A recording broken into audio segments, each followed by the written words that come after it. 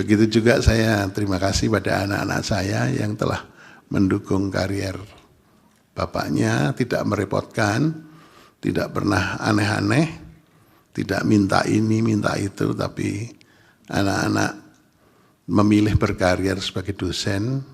Tapi saya sebetulnya pengen anak saya bisa jadi wakil presiden. Atau sekali lagi saya mohon maaf, dan pada kesempatan yang terakhir saya terima kasih pada istri saya yang selalu mendampingi saya. Mungkin kalau saya tidak didampingi di Jakarta saya bisa kawin lagi. Tapi karena istri saya selalu mengikuti saya terus, ya saya terpaksa menjadi baik. Menjadi baik karena apa? Karena selalu didampingi. Dan kebetulan Tuhan mengatur, anak saya sudah besar-besar dan sudah menikah sehingga istri saya bisa selamanya berada di Jakarta mendampingi saya. Sehingga saya terborgol dengan cinta yang luar biasa. Begitu juga saya terima kasih pada anak-anak saya yang telah mendukung karier bapaknya, tidak merepotkan, tidak pernah aneh-aneh, tidak minta ini, minta itu, tapi anak-anak memilih berkarier sebagai dosen, yang sekarang yang sulung di Undip dan yang bungsu di UNS, dan dua-duanya cuman pengen jadi dosen. Tapi saya sebetulnya pengen anak saya bisa jadi wakil presiden atau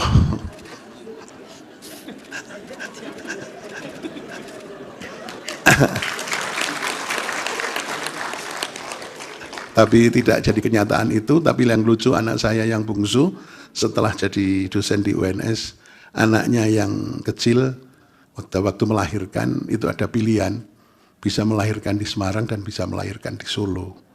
Anak saya Angga mengatakan, "Pak, ini katanya sudah di USG, anak saya laki-laki, berarti cucu bapak nanti laki-laki, biar lahir di Solo ya, karena kalau lahir di Solo bisa jadi presiden atau wakil presiden," katanya begitu. Karena Solo itu berkahnya Indonesia katanya begitu. Tapi menjadi presiden atau wakil presiden yang baik. Itu doa saya pada cucu saya yang terakhir yang laki-laki ini. Demikian Bapak Ibu sekalian, karena kalau suasana pidato sedih itu enggak enak. Makanya saya sering bergurau karena ada 4 macam dosen ini para pers supaya pada tahu. Ya, dosen itu ada 4 macam. Yang pertama adalah dosen yang bodoh tapi ngajarnya juga enggak enak. Jadi dosen yang bodoh tapi bodoh. Terus kemudian kalau meningkat, dosen yang bodoh itu pengetahuannya sedikit tapi ngajarnya enak. Itu namanya dosen bodoh pinter ngajar. Kemudian yang ketiga, dosen yang pinter tapi bodoh ngajar. Artinya apa? Pengetahuannya banyak, doktor atau bahkan profesor, tapi ngajarnya enggak enak, kepinterannya untuk diri sendiri. Ya yang terakhir ini saya katanya. Dosen yang pinter ngajar, pengetahuannya banyak, profesor, doktor, dan ilmu pengetahuannya bisa ditransfer kepada anak didik, anak muridnya. Terima kasih, mohon maaf kurang lebihnya, karena saya juga suka enak, daripada kebablasan nggak jelas, saya akhiri saja. Terima kasih, Assalamualaikum warahmatullahi wabarakatuh. Om Santi Om. Ya, teman-teman, selamat datang kembali di channel ini. Ya, Canda Tawa Arif Hidayat yang pensiun dari MK. Nah, teman-teman, ya Hakim MK Arif Hidayat tadi, teman-teman, ya memberikan candaan ya di depan para hadirin, ya dan juga di depan para hakim yang ada, dan di situ terlihat ada Hakim MK Anwar Usman, teman-teman, di mana ya awalnya dia menceritakan bagaimana dengan sang istri mendampingi dia ya sebagai hakim Mahkamah Konstitusi, istri memberikan dukungan dan lain sebagainya, dan setelah itu dia beralih kepada anaknya, dia berterima kasih kepada anaknya ya karena anaknya juga mendukung dia, dan anaknya tidak aneh-aneh ya, meminta yang aneh-aneh ya, anaknya hanya fokus untuk menjadi seorang dosen saja. Nah, disinilah ya di momen ini ya Hakim MK Arif Hidayat ini ya memberikan satu candaan ya kepada para hadirin, katanya ya anak-anak saya memilih jadi dosen, tapi sebenarnya saya itu ya maunya anak-anak saya menjadi ya wakil presiden. Nah, tentu ketika ya pada saat dia mengatakan ya anak-anak saya maunya anak-anak saya sebagai wakil presiden, maka tentu yang hadir di situ pasti ya kemana-mana pikiran mereka, pasti tertuju pada yang lain tentunya. Makanya mereka itu ya ketawa dengan hal itu. Dan di situ juga ada Anwar Usman tentunya, ya pasti ya dia juga merasa akan hal itu. Nah, tentu disinilah canda tawa yang disampaikan oleh Arif Hidayat ketika dia menyampaikan pidato terakhir ya pamitan di MK karena dia pensiun, teman-teman. Dan apakah dia ini menyindir ya dari Pak Jokowi atau bagaimana? Ya karena Arif Hidayat ini juga membongkar bagaimana dulunya putusan 90 itu yang sampai sekarang masih menjadi ya perdebatan yang tak berkesudahan. Nah, di sini dikatakan Mahkamah Konstitusi MK menggelar wisuda purna bakti Hakim MK Arif Hidayat yang memasuki usia pensiun. Arif pun melempar candaan saat acara ini.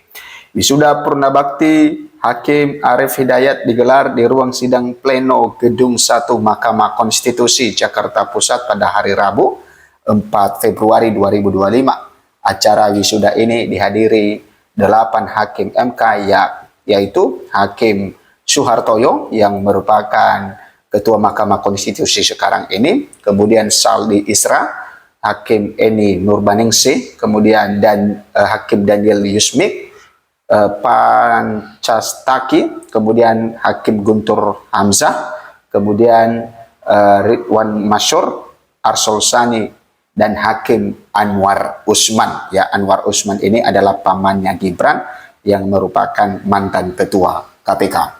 Maksudnya mantan ketua Mahkamah Konstitusi. Nah, diketahui Hakim Arif memasuki masa pensiun pada Februari 2026. Hakim Arif Hidayat purna tugas pada 3 Februari 2026. Pada waktu tersebut usia Arif genap menjadi 70 tahun. Nah, ternyata pensiun di Mahkamah Konstitusi, teman-teman, 70 tahun.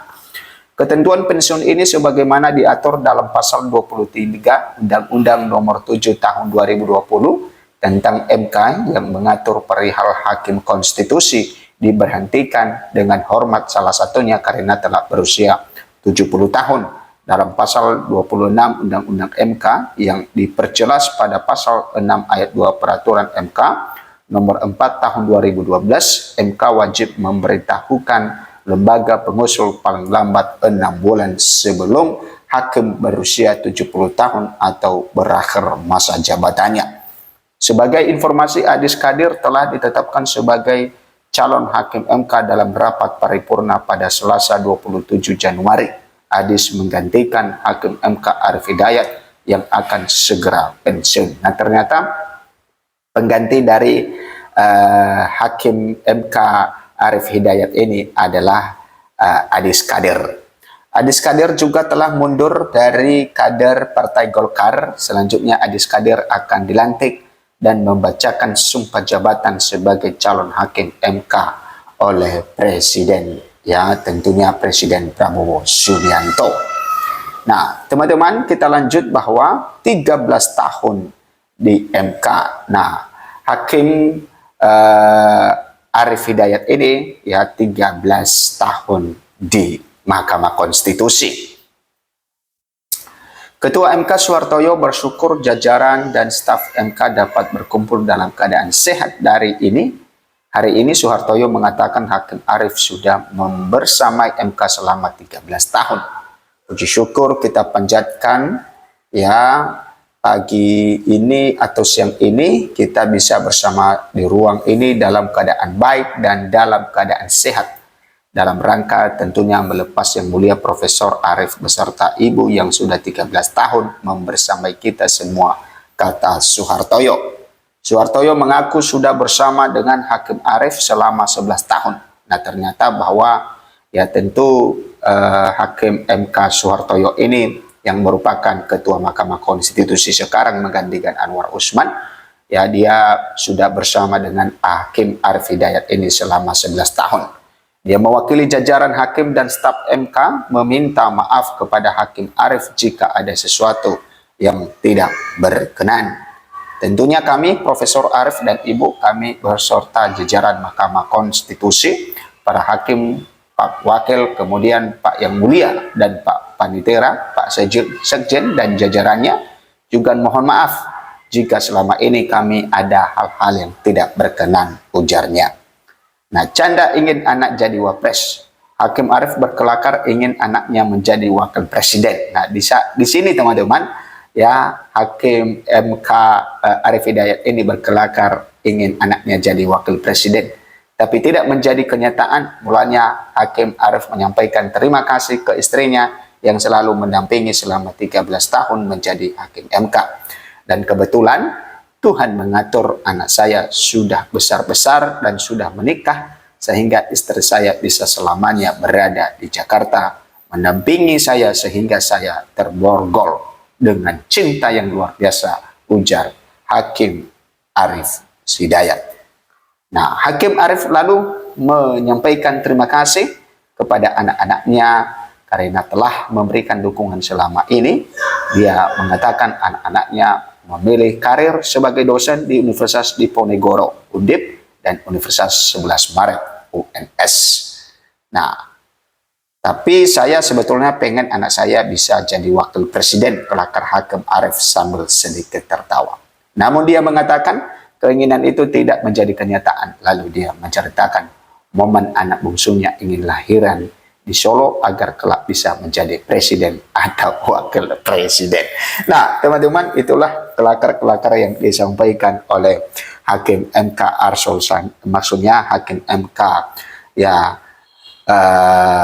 Arif Hidayat, ya, ketika dia pamitan menyampaikan pidatonya karena dia memang pensiun dan dia sudah 13 tahun di Mahkamah Konstitusi, dan semoga apa yang menjadi keputusan-keputusan dari Hakim Arif Hidayat ini ya bisa memberikan dampak bagi warga negara Indonesia dan nantinya bisa dipertanggungjawabkan di hadapan Tuhan Yang Maha Kuasa atas putusan-putusan yang pernah dibuatnya.